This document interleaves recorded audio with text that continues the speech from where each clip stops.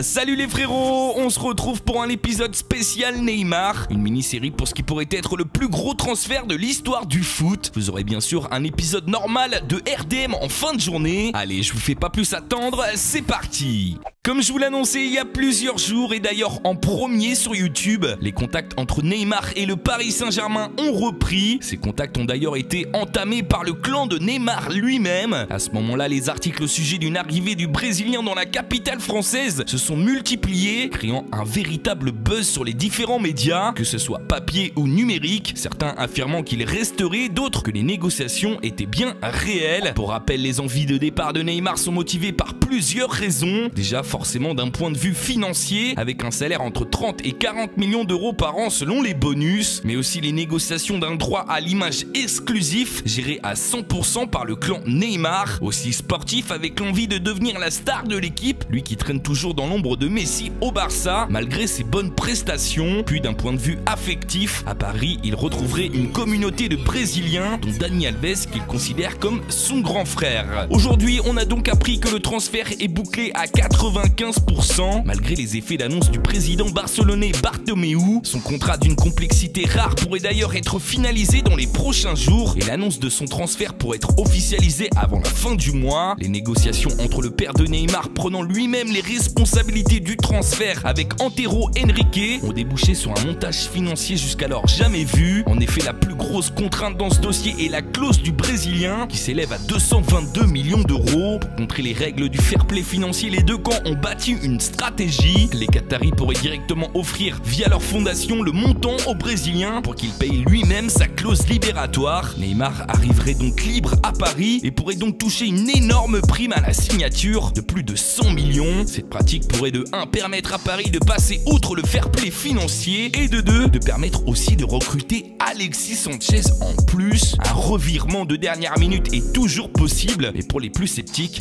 aujourd'hui Neymar est plus près du PSG que du Barça.